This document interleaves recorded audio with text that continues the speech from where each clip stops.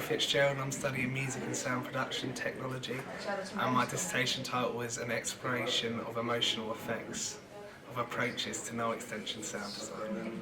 Yeah, so Shion defines the term of sound design called no extension by saying it's where the sonic universe has shrunk to the point where it maybe sounds heard by a character's inner self, such as their voices or maybe a heartbeat. So it's all to do with this shrunken sonic universe where it diverges from all these sounds going on in the exterior to an emotional event happening and the sonic universe shrinking and this new form of sound design happens. So I started by exploring Shion's definition of no extension and come to terms with exactly how that's defined, as well as vast extension. And then what I had to do was carry out loads of film analysis to really understand the sort of approaches and technical implications that happen when this no extension sound design happened. And then through analysis, once I understood the sound design techniques which we used, I was then able to realise that silence was being used a lot and certain patterns were happening. And so I then took that and tried to identify key theories that would help support their reasons for being used.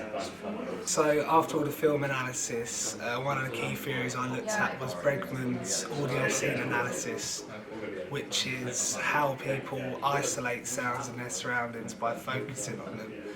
It's a psychoacoustic phenomenon which was really evident in no extension sound design approach, and that's one of the main things I utilised when creating my sound portfolio. So through my literature review, I realised that no extension sound design was usually used to create an emotional or dramatic impact.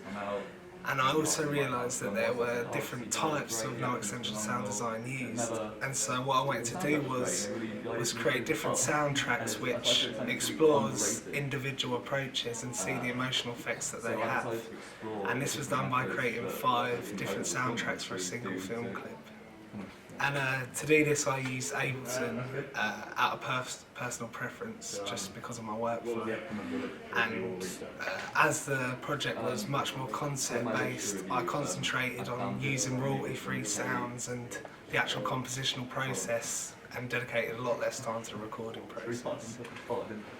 So after creating these soundtracks, I realised that the no extension relationship weren't as linear as I first thought, and it really relies on all the soundtrack elements which happen at the same time, such as music and other non-diegetic sounds, whereas I was concentrating on just diegetic, no extension sounds. And so when I started my portfolio, I realised that some of the soundtracks sounded pretty bad.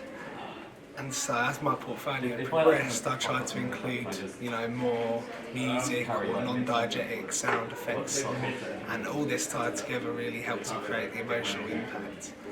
And so the conclusion that I drew up was actually there was a combination of no extension sounds, fast extension sounds, and non-diegetic sounds used together to create a maximum emotional impact. The best part was just having the opportunity to work on whatever I wanted. When I joined uni, sound for film was something I was really interested in, and I didn't feel like I had the chance to explore it properly until my dissertation project, where I had full reins of the project and I could just do whatever I wanted.